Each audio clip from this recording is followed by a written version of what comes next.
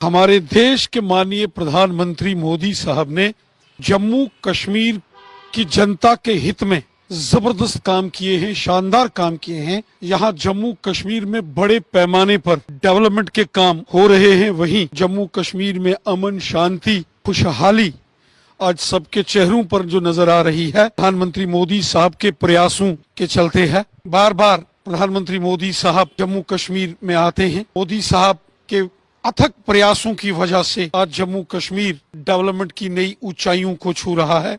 जब सोनमर्ग टनल, जिसे Z Morh tunnel भी कहा जाता है, जो कि सामरिक दृष्टि से बहुत महत्वपूर्ण है, जम्मू कश्मीर हो या लद्दाख का सीमा का चाइना बॉर्डर का क्षेत्र के लिए इस टनल की बहुत जरूरत है। उद्घाटन में जम्मू कश्मीर के माननीय मुख्यमंत्री जी ने भी माननीय प्रधानमंत्री मोदी साहब की जो तारीफ की है, हकीकत है।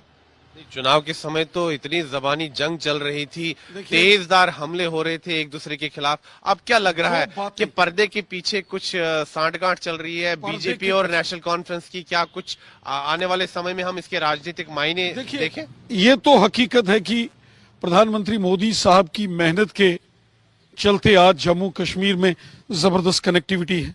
एक्सप्रेस हाईवेज, बड़े बड़े टनल्स का निर्माण, रेल कनेक्टिविटी आने वाले दिनों में दिल्ली, जम्मू, कटरा से होती हुई श्रीनगर, बारामूला तक रेल जाने वाली है। और इसके साथ साथ आप जम्मू कश्मीर के बॉर्डर के सीमांत के पहाड़ी पर्वतीय क्षेत्रों में, गांवों में, शहरों में जबरदस्त डेवलपमेंट जो हुई है वो मोदी साहब की देन है। मुझे बताइए इस तारीफ के राजनीतिक मायने क्या है? जो उमर अब्दुल्ला साहब प्रधानमंत्री की लगातार तारीफ कर रहे हैं, इसके राजनीतिक मायने क्या है? इसके राजनीतिक मायने कम हैं। इसके हकीकत से जुड़े हुए ये बयान उमर अब्दुल्ला ने मोदी साहब के बारे में सच कहा है कि मोदी साहब ने दिलों की दूरियां और दिल्ली की दूरियां कम की हैं।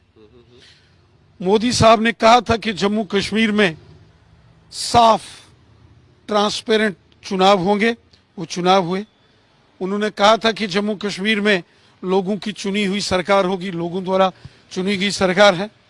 और उन सब बातों का जिक्र जम्मू कश्मीर के चीफ मिनिस्टर साहब ने मोदी साहब के समकक्ष सोनमर्ग में किया है। मेरा ये मानना है कि एक मुख्यमंत्री के तौर पर उन्होंने इस समारोह में जो कहा, वो उन्होंने मोदी साहब की तारीफ हकीकत के ऊपर बेस्ड की है। आप समझते हैं इससे उनकी राजनीतिक परिपक्वता दिखती है? देखिए, चूंकि वो जम्मू कश्मीर के चीफ मिनिस्टर हैं और जम्मू कश्मीर केंद्र शासित प्रदेश है, यूनियन टेरिटरी है, और स्वाभाविक है कि यूटी के नाते केंद्र सरकार के साथ एक अच्छा संबंध, मजबूरी वाली तारीफ है, मजबूरी वाली तारीफ जरूर नहीं, मजबूरी वाली तारीफ में नहीं कहूंगा। अगर मधुर संबंध होगा, सरकार के लिए भी अच्छा है, जनता के लिए भी अच्छा है। मोदी साहब ने तो दिल खोलकर हिंदुस्तान के खजाने को जम्मू कश्मीर की जनता के विकास कार्यों के लिए खोला है। मोदी साहब ने दिल खोलकर जम्मू कश्मीर की जनता की भलाई के काम किए हैं। और अगर जम्मू कश्मीर की नई चुनी हुई सरकार, उमर अब्दुल्ला साहब की सरकार, अगर केंद्र की सरकार के साथ मिलकर कदम से कदम मिलाकर काम करती है, तो इसमें इनका भी भला है और जनता का भी भला है। तो क्या विधानसभा में भी तालमेल देखने को मिल सकता है बीजेपी और नेशनल कॉन्फ्रेंस का, जो जनहित के मुद्दे? भारतीय जनता पार्टी ने हमेशा कंस्ट्रक्टिव अपोजिशन का रोल अदा किया है। लेकिन विधानसभा में तो डिशम के हम वो दृश्य भी देखते हैं, जहां अगर कोई राष्ट्र विरोधी निर्णय होगा, अगर जनता के खिलाफ, राष्ट्र के खिलाफ कोई प्रस्ताव विधानसभा में पारित होगा, तो भारतीय जनता पार्टी का रुद्र रूप विधानसभा में दुनिया ने पहले भी देखा है, आगे भी देखेगी। अगर जम्मू कश्मीर की सरकार जनता के हित में, आम लोगों की भलाई के लिए, जम्मू कश्मीर के भले के लिए कोई निर्णय करती है, तो स्वाभाविक है Bharatiya Janata party constructive opposition के नाते ऐसे अच्छे फैसलों का स्वागत भी करेगी। ऐसा तो नहीं कि बीजेपी के जो विधायक हैं वो ट्रेजरी ब्रांचेस की तरफ मुड़ने वाले हैं, वहां पर बैठ सकते हैं? भारतीय जनता पार्टी इस समय विपक्ष की भूमिका में है और विपक्ष की भूमिका को हम शानदार तरीके से निभा रहे हैं। मतलब आप रूल आउट कर रहे हैं पूरी तरह से कि नेशनल कॉन्फ्रेंस और बीजेपी का किसी भी प्रकार से राजनीतिक तालमेल होगा, गठबंधन होगा? देखिए, अभी तो भारतीय जनता पार्टी मुख्य विपक्षी दल के नाते जम्मू कश्मीर में कार्य कर रही है और भारतीय जनता पार्टी ने हमेशा कंस्ट्रक्टिव अपोजिशन का रोल अदा किया है। हमारा काम है कि जनता की भलाई के मुद्दे उठाना, देश हित में काम करना। पिछले 35-40 सालों में गठबंधन को आप रूल आउट कर रहे हैं निकट भविष्य में? पिछले 35-40 सालों में जम्मू कश्मीर ने बहुत जुल्म सितम देखा है, बहुत आतंकवाद, अलगाववाद की मार सही है। गठबंधन के बारे में बताइए, क्या कोई संभावना है निकट भविष्य में अमन के रास्ते पर आगे बढ़े? मुझे नहीं लगता कि इस प्रकार की कोई बातचीत गठबंधन को लेकर या कोई सत्ता परिवर्तन की बात या सत्ता के समीकरण को बदलते हुए आप यहाँ देखेंगे, मुझे नहीं लगता। लेकिन इतनी बात जरूर है कि अगर जम्मू कश्मीर की सरकार के, केंद्र की सरकार के साथ अच्छे संबंध बना के यहाँ की सरकार चलेगी तो जम्मू कश्मीर सरकार का भी भला है और जनता का भी भला होगा।